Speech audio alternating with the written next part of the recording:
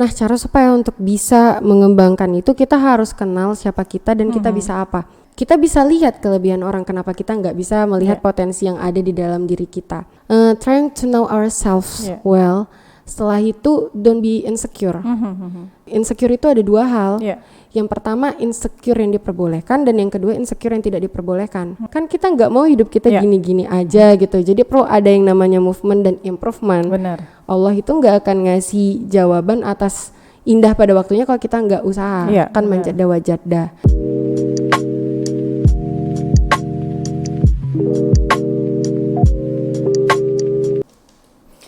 Assalamualaikum warahmatullahi wabarakatuh. Halo Sobat Upu semuanya dimanapun kalian berada.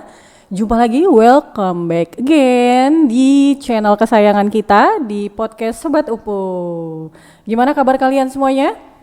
Mudah-mudahan sehat ya, amin. Walaupun di masa pandemi ini kalian harus tetap semangat. Dan juga nih sebelum tayangan ini kita lalui, kita sudah melakukan prokes ketat ya. Jadi kita sudah mentaati prokes supaya kita semuanya tetap sehat dan terhindar dari segala virus. Amin. Ya, kali ini saya sudah kedatangan tamu nih ya di depan saya, seorang mahasiswa. Tapi sebelum itu saya pengen ingatin kalian kembali nih ya buat Sobat Upu sekalian untuk tetap selalu dukung kami dengan cara yang gampang dan gratis, tinggal subscribe aja. Kemudian juga boleh komen dan share ya. Kalian bisa infoin semua video-video yang ada di podcast Sobat Upu ke teman-teman kalian. Kemudian juga kalian bisa dong ya untuk tekan loncengnya supaya nanti kalau video ini tayang notifikasinya juga kalian dapat dan bisa langsung nonton. Oke, langsung aja nih kita akan wawancara atau diskusi santai ya dengan tamu yang sudah hadir di depan saya. Oke, kita kenalan dulu ya, karena kalau misalnya nggak kenal pasti kalian nggak sayang kan. Makanya kita langsung deh kenalan, silahkan. Halo Sobat Upu, Assalamualaikum warahmatullahi wabarakatuh. Perkenalkan saya Tiara Faira Putri Armi Sregar, biasa dipanggil Tia. Saya mahasiswi dari Pendidikan Bahasa Inggris semester 2 di Universitas Potensi Utama. Oke, berarti mahasiswa PBI ya. Iya, nah, Kak. Sobat Upu sekalian, jadi Tiara Faira Putri Armi, benar ya? Benar, Kak. Nah, beliau ini salah satu mahasiswa yang mempunyai seabrek ya, kayaknya banyak sekali ya prestasi yang sudah dia torehkan untuk beberapa tahun. Nanti akan kita kupas tuntas nih prestasi apa aja yang dimiliki oleh Tiara. Jadi salah satunya nih ya, ini masih salah satunya aja. Tiara ini pernah menjadi Duta Lingkungan Hidup dan Pariwisata Indonesia Youth Icon oleh Yayasan Bangga Jadi Indonesia, Deputi Kesbang Kemenko Polhukam. Bener ya? Bener, Kak. Oke, itu tahun berapa eventnya tuh? Itu tahun 2017. 2017. Iya, 2017. Nanti kita cerita-cerita lagi ya. Oke, Kak. Untuk Duta Lingkungan, Tiara mengkimpinkan apa kan gitu. Nanti kita akan ulas lagi. Tapi sebelum itu pengen tahu juga nih kegiatan Tiara ya. Jadi selain kuliah kita kan lagi daring nih kan. Jadi mungkin waktunya masih bisa banyak ya ketimbang kita kuliahnya secara biasa normal tatap muka. Nah, jadi selain kuliah daring, kegiatan apa nih yang lagi Tiara jalanin? Oke, jadi selain daring sih saya mengajar ya Kak. Mengajar di salah satu lembaga kursus di Marelan. Itu saya mengajar dari Senin sampai Sabtu. Kayak Senin, Rabu, Jumat itu saya mengajar dari pagi sampai jam 9 malam. Kalau Selasa, Kamis, Sabtu itu saya mengajar sampai sore jam 4. Terus saya lanjut lagi nih privat ke rumah-rumah murid gitu. Jadi itu, jadi selain mengajar juga saya juga melatih murid-murid saya untuk acting, teater, untuk musik. Terus juga saya iseng-iseng nulis-nulis gitu sih, nulis puisi. Padet ya sepertinya jadwal Tiara ya. Apalagi kan seminggu ini, belakangan ini memang lagi fokus untuk mengikuti event Miss Hijab Indonesia 2021. Nah itu lebih lagi sih, lebih fokus ke situ lagi gitu. Oke, luar biasa sekali. Nah, kira-kira dari kegiatan yang selama ini Tiara jalanin, sepadat itu jadwalnya untuk kuliah nggak? Sama sekali nggak ini ya? Sama sekali. Nggak terganggu gitu untuk kegiatan yang lainnya? Karena kalau misalnya kita kuliah sambil kerja ditambahi lagi dengan kegiatan kita yang banyak, itu artinya kita udah siap menerima konsekuensinya. Benar gitu. sekali. Jadi harus bisa manage waktunya bagaimana gitu. Jadi sampai saat ini sih enjoy aja. Tiara semester berapa tadi? Semester 2 Kak. Semester 2 ya, tapi udah mengajar ya. Udah. Luar biasa. Soalnya kakak aja ngajar harus tamat kuliah dulu baru berani untuk mengajar ya.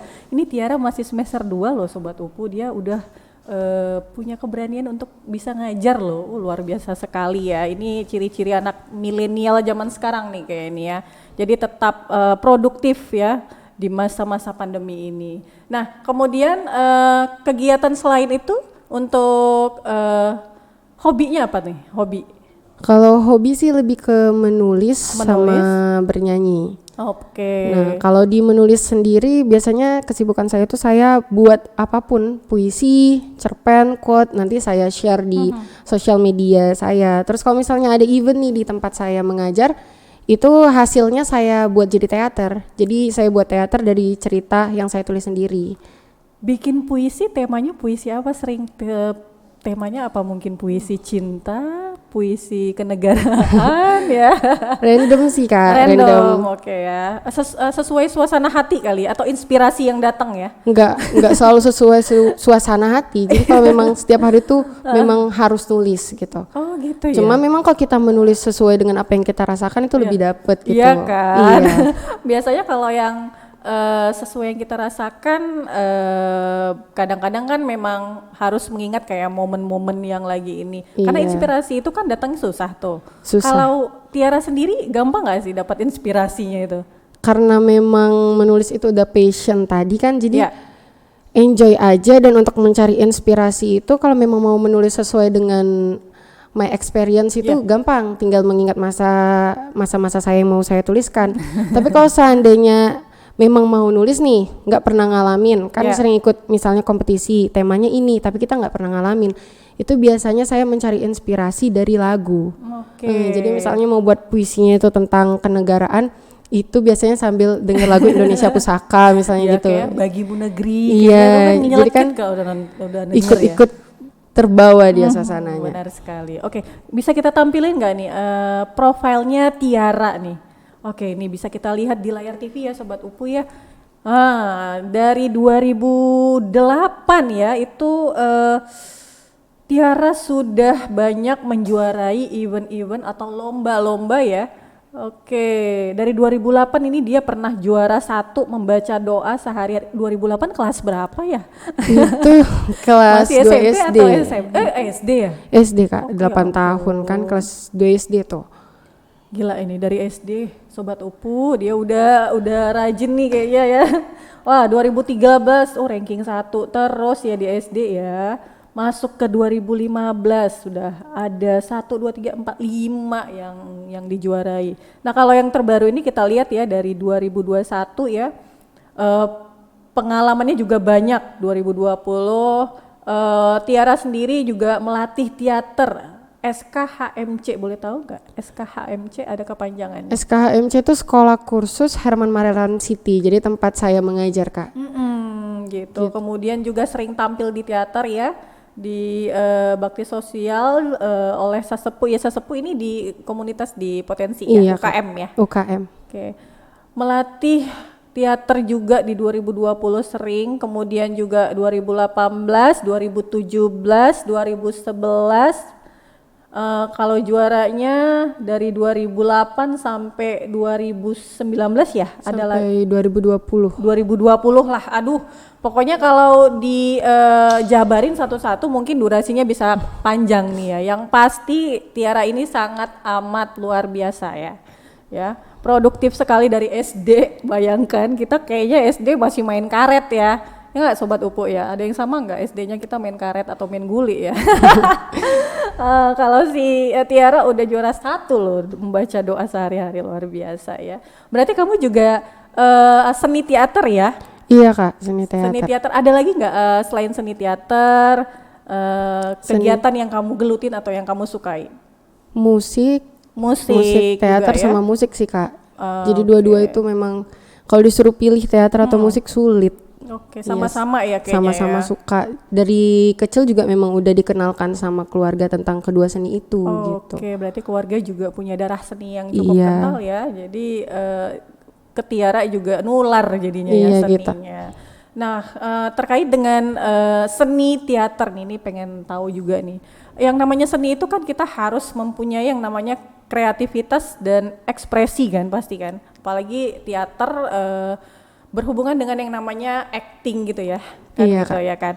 Nah, kalau menurut Tiara sendiri tuh ya, untuk Sobat Upu juga bisa kasih bagaimana sih kita bisa mengeluarkan ekspresi kita gitu. Kayak memang lagi nangis ya bisa langsung keluar air mata. Apalagi kalau ekspresi sedih itu kan susah banget tuh. Boleh dikasih tahu gak gimana tuh? Menurut Tiara tipsnya atau saran masukannya? Untuk bisa lebih mudah berekspresi. Benar, gitu ya. Misalnya ekspresi kita di teater, kita ambil contoh gitu ya. Teater menampilkan drama. Di situ misalnya saya mendapat peran bawang putih. Sesederhana itu. Nah, ketika kita lagi memerankan, saya Tia, tapi ketika saya memerankan drama itu ya saya menjadi bawang putih. Jadi jangan ada lagi Tia. Jadi ketika acting ya udah bawang putih itu seperti apa? Lembut, mudah menangis, selalu terbawa perasaan gitu. Jadi kita memang harus benar-benar mendalami karakter itu, mencari tahu tentang bagaimana sih si bawang putih ini. Jadi kalau misalnya saya nih ikut teater memerankan suatu peran, itu pasti saya kupas abis.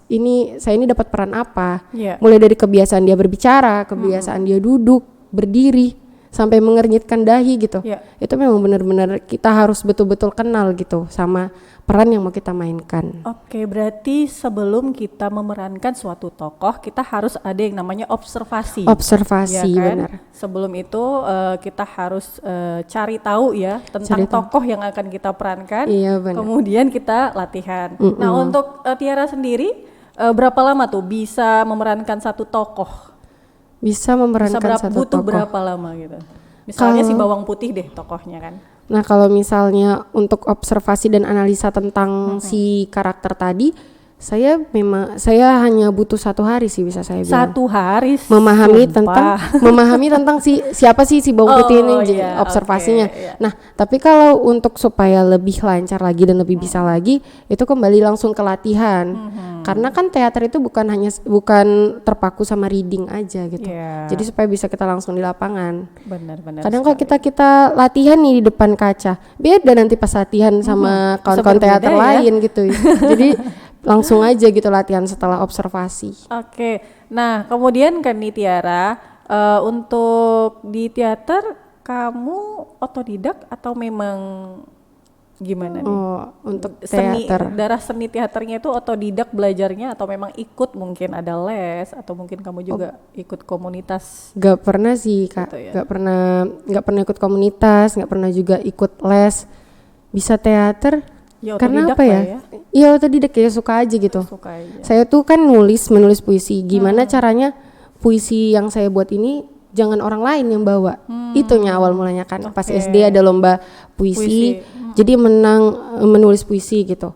Seandainya aja saya bisa membaca puisi, pasti saya bisa dapat 2 gitu. Jadi mulai dari situ latihan bagaimana bisa mengekspresikan, bagaimana bisa acting. Dari situ dari puisi tadi. Oke, benar sekali. Nah, kemudian nih ada juga nih dapat bocoran dari tim ya. Katanya kamu juga selain di dunia teater, kamu juga sering mengikuti atau bisa public speaking ya.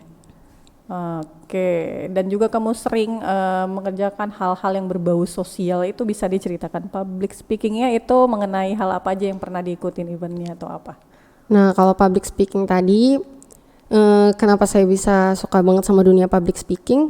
Karena memang di rumah itu orang tua mendidik saya dari kecil bagaimana caranya bisa berani tampil di depan. Nah, menyuarakan sesuatu yang memang nilainya baik.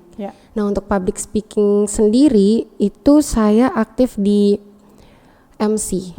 Jadi karena senang bicara gitu, itu juga bisa menambah pemasukan saya. Nah, dari MC saya tuh MC udah dari SMA.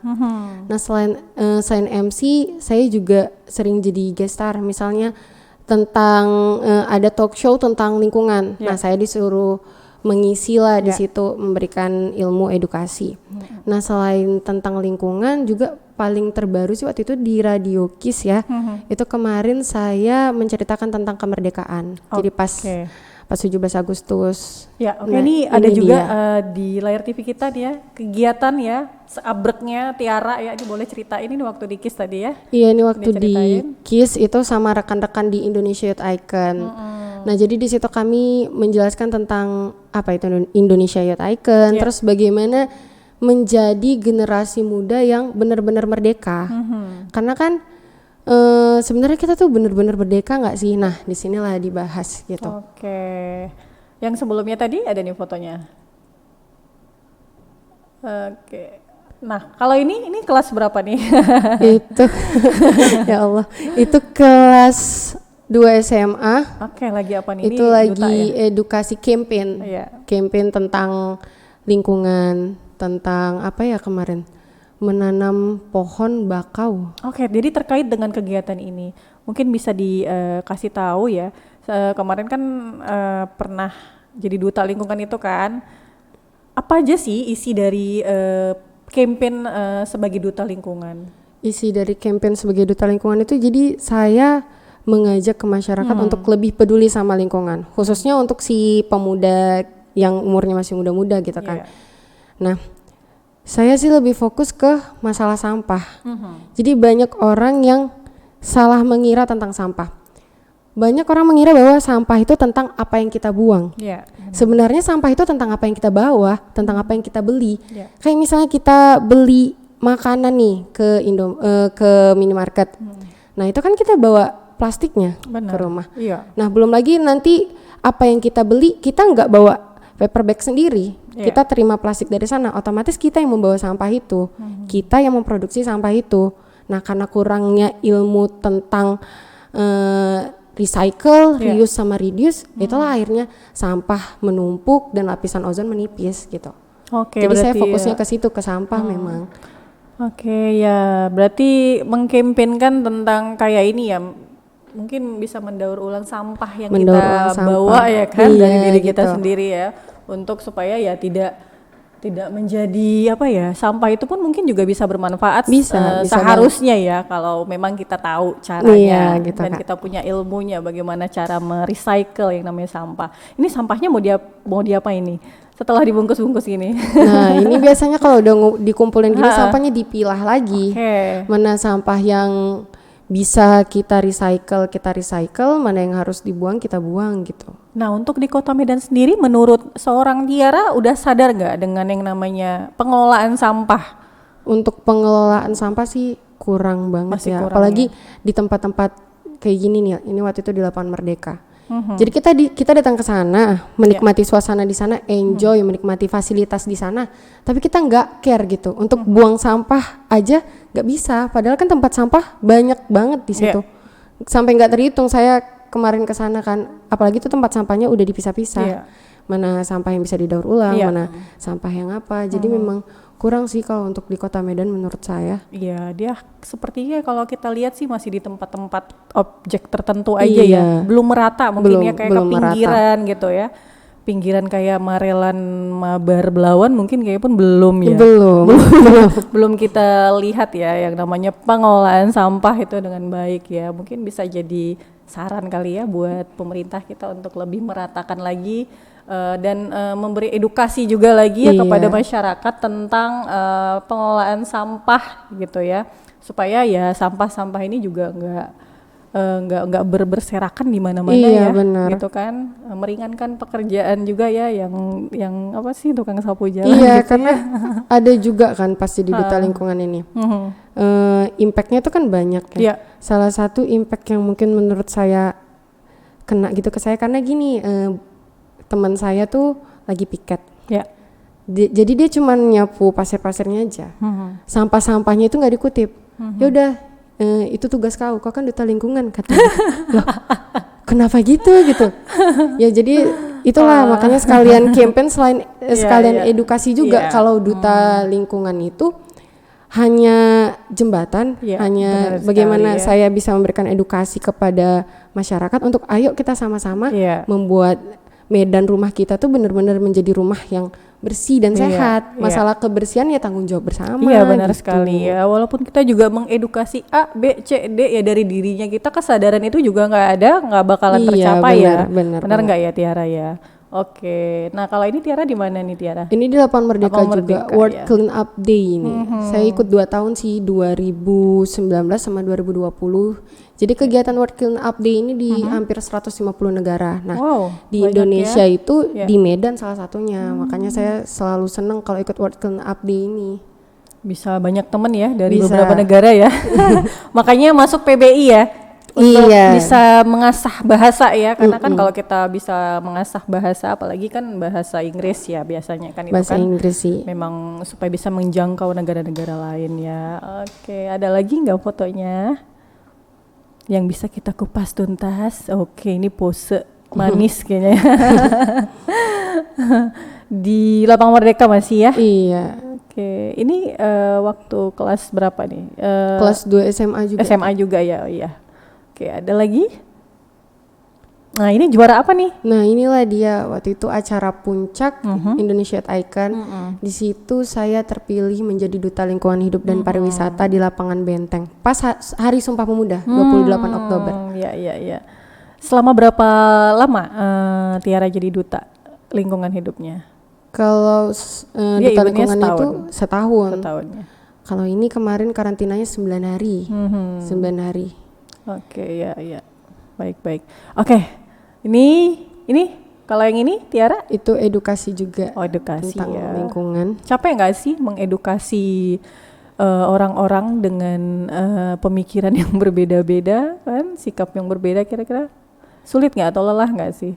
Enggak sih. Enggak ya, senang ya. Senang karena memang udah panggilan hati juga kan. Terus memang udah tanggung jawab. Kita udah dapat selempang terus nggak kita kerjakan, nggak amanah dong namanya. Iya benar sekali, setuju sekali tuh Tiara. Ya next, abis ya. Kalau ini selfie, ini selfie cantik ya. Ini lagi stres. Ini lagi lihat apa? Ada cicak mungkin di dinding ya. Oke, ini namanya gaya bebasnya ya. Oke, manis sekali Tiara ya. Oke, lanjut lagi nih ya.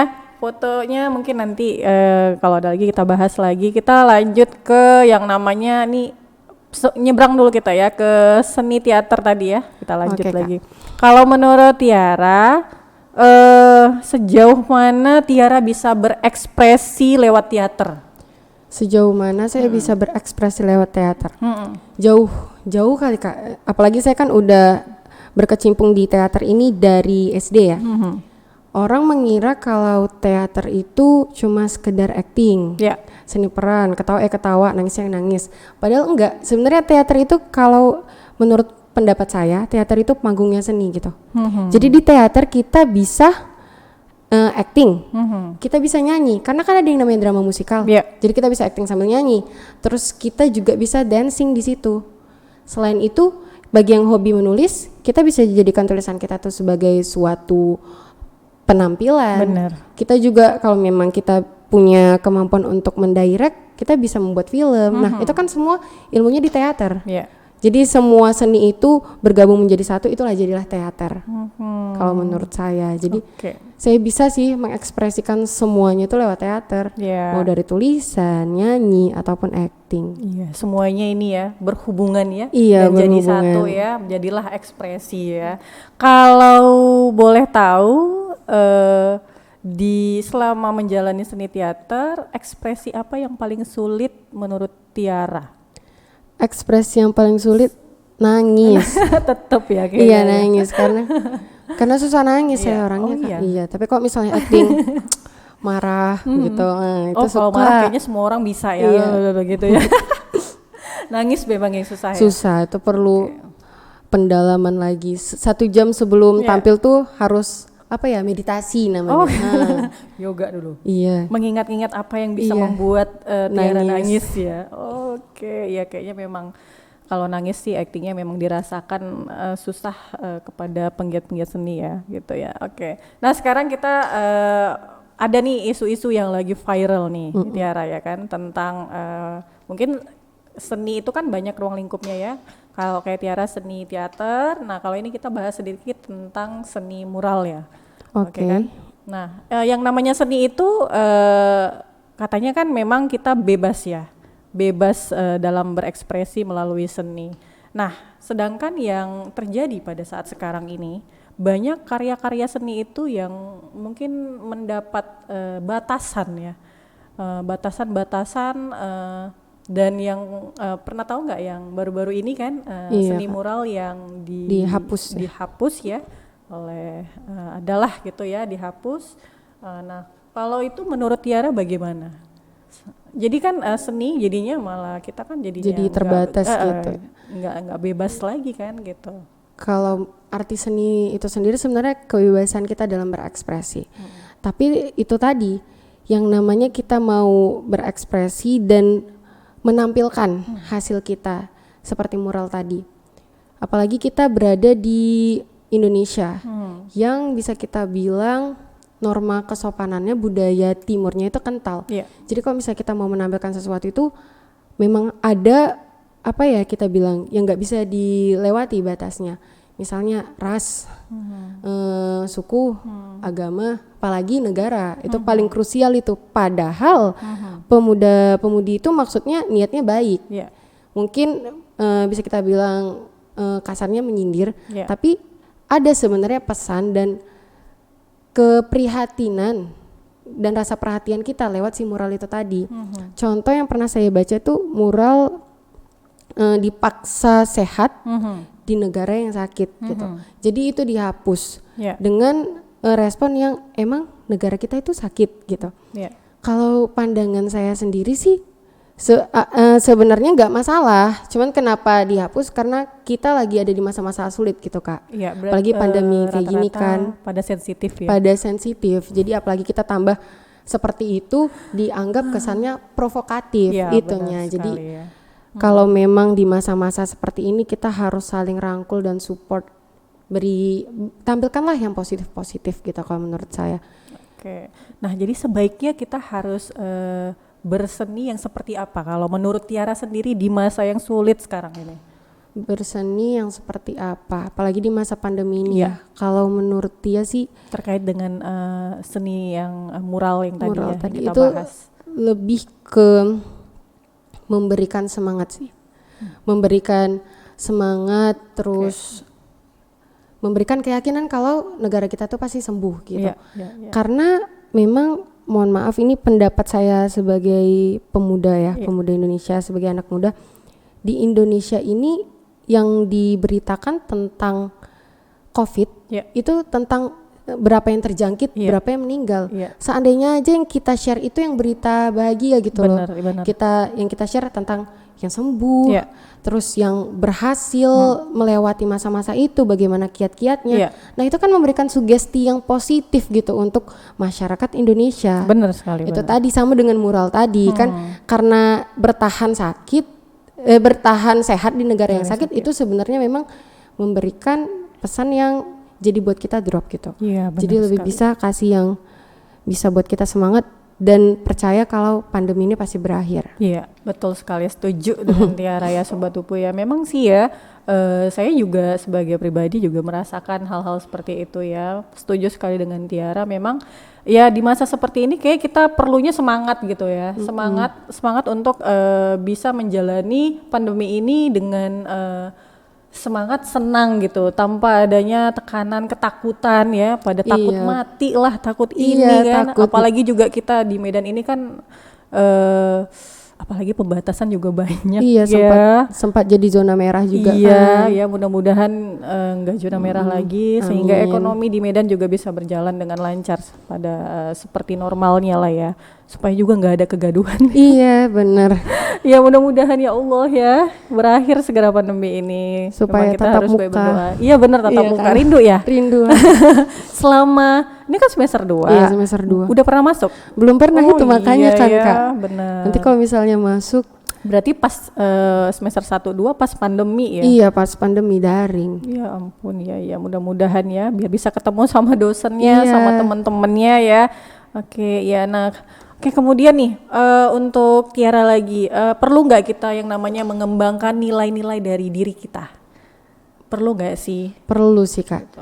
Jadi mengembangkan nilai-nilai diri itu perlu supaya kita menjadi manusia yang bermanfaat. Karena kan kita diminta sama Tuhan bukan hanya untuk menyenangkan orang, tapi menjadi manusia yang bermanfaat. Jadi kita harus perlu sih mengembangkan nilai-nilai yang ada di dalam diri kita. Ya, seperti Tiara nih ya, kayaknya bakatnya tuh udah banyak kan, seni teater, nyanyi, public speaking, aduh pokoknya komplit. Nah, apalagi sih pengen yang dicoba? Pengen yang dicoba. Hal-hal baru yang belum Tiara coba mungkin ya, ada nggak? Kalau hal-hal baru apa ya? Semuanya udah dijabanin nggak? Pasti paling nari. Nari karena kalau misalnya ikut teater tuh cuman kayak gerak-gerak biasa aja. Kalau nari tuh belum pernah. Nggak pengen sih Kak, karena memang punya bad experience juga di nari gitu. Kenapa? Dulu waktu TK itu disuruh guru tampil nari. Udah latihan 2 minggu, sehari mau pentas, udah dia nggak usah jadi nari, pidato aja. Loh kenapa Bu? Kamu nggak ada senyumnya? Jadi semenjak itu memang nggak pernah ikut nari lagi sih. Iya, jadi ada pengen lagi ya saat ini ya kayaknya ya. Ingin coba biar komplit kan. Udah nari, bisa nyanyi, seni teater, public speaking kan semua dijabanin ya kan. Ya mudah-mudahan nanti bisa ya untuk tarinya Tiara nih. Oke, senang sekali ya untuk berbincang dengan Tiara. Kayaknya waktunya nggak terasa ya. Waktu berjalan terus ya. Tapi ya mau tanya jawab lagi, durasi kita agak terbatas nih Tiara. Mungkin nanti kita bisa ketemu lagi. Tapi sebelum itu boleh nggak Tiara kasih masukan, saran buat Sobat Upu yang mungkin ingin ya menjadi seperti Tiara, punya bakat di seni teater, seni tari, ada juga seni suara juga, bisa kasih nggak tips dan kiat buat Sobat Upu? Tips dan kiatnya sih kalau menurut saya itu tadi yang seperti pertanyaan Kakak, untuk mengembangkan nilai-nilai dalam diri kita, potensi kita untuk menjadi orang-orang yang bermanfaat. Nah, cara supaya untuk bisa mengembangkan itu kita harus kenal siapa kita dan kita bisa apa. Contoh nih, saya bisa tahu Kakak bisa membawa acara kegiatan kayak gini yang asik gitu. Kita bisa lihat kelebihan orang, kenapa kita nggak bisa melihat potensi yang ada di dalam diri kita. Nah, jadi kita harus lebih trying to know ourselves well. Setelah itu don't be insecure. Sebenarnya Kak, ini pesan juga sih untuk Sobat Upu. Insecure itu ada 2 hal. Yang pertama insecure yang diperbolehkan, dan yang kedua insecure yang tidak diperbolehkan. Insecure yang diperbolehkan in my opinion itu ketika kita insecure sama pencapaian orang lain. Bukan berarti tidak bersyukur sama kehidupan kita ya. Tapi tanpa disadari sebenarnya dengan kita insecure kepada kehidupan orang lain, hidup kita tuh lebih berprogres. Kan kita nggak mau hidup kita gini-gini aja gitu. Jadi perlu ada yang namanya movement dan improvement. Benar. Allah itu nggak akan ngasih jawaban atas indah pada waktunya kalau kita nggak usaha. Kan manjada wajada. Jadi kalau insecure pada sikon yang seperti itu, motivasi diri dan nge-push gimana cara kita bisa lebih berjuang lagi. Nah, kalau yang kedua itu insecure yang kita nggak boleh nih, itu insecure physical, dimana kita we cannot accept our shape gitu. Padahal kan sebenarnya manusia itu adalah seindah-indahnya bentuk. Benar. Makhluk yang paling kompleks daripada makhluk lain yang diciptakan oleh Allah, oleh Tuhan. Tapi memang untuk insecure person itu sulit Kak, apalagi di tempat kita nih, khususnya nih anak-anak muda ya. Sosial kita tuh selalu memandang semuanya itu di fisik gitu. Iya benar sih. Jadi orang itu susah untuk percaya diri. Tapi pesan saya sih gini, how the world accept us, how the people accept us, if we cannot accept ourselves as we look gitu.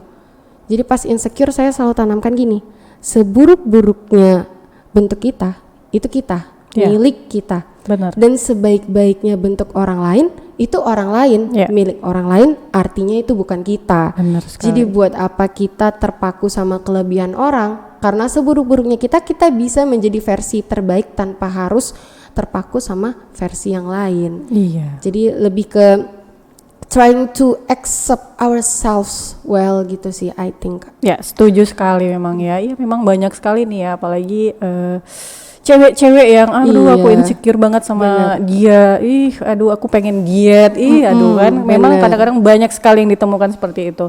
Intinya ya kita harus belajar mencintai diri sendiri, apapun fisik kita. Kalau kita bisa lebih mencintai diri sendiri, maka kita juga bisa bernilai, istilahnya seperti itu ya. Nah, itu tadi pesan dan masukan juga dari Tiara yang sangat luar biasa. Mudah-mudahan bisa menjadi inspirasi kalian ya untuk bisa lebih mencintai diri sendiri ya. Dan jadi nggak ada lagi bahasa insecure yang tidak diperbolehkan ya. Insecure yang seperti itu. Oke, terima kasih ya Tiara untuk waktunya dan diskusi yang luar biasa pada hari ini. Mudah-mudahan nanti bisa diundang kembali atau bisa jadi host di sini. Ya kan, soalnya Tiara oke banget ya public speakingnya. Oke.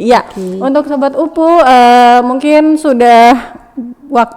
durasi juga udah terbatas dan akan segera berakhir. Tapi kalian jangan khawatir, nanti kita bakalan ketemu lagi ya dengan bintang tamu atau narasumber yang luar biasa sekali.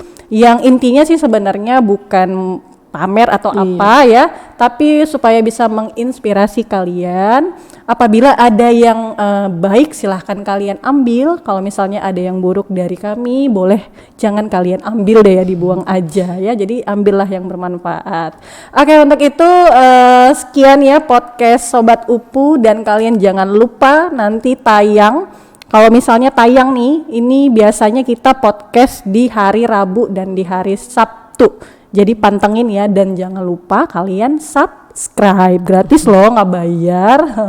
Oke, untuk itu terima kasih kembali lagi Tiara ya, dan saya Ria Eka Sari undur diri dari hadapan kalian semua. Terima kasih yang udah nonton dari awal sampai akhir. Sampai jumpa di video-video kita selanjutnya ya. Assalamualaikum warahmatullahi wabarakatuh.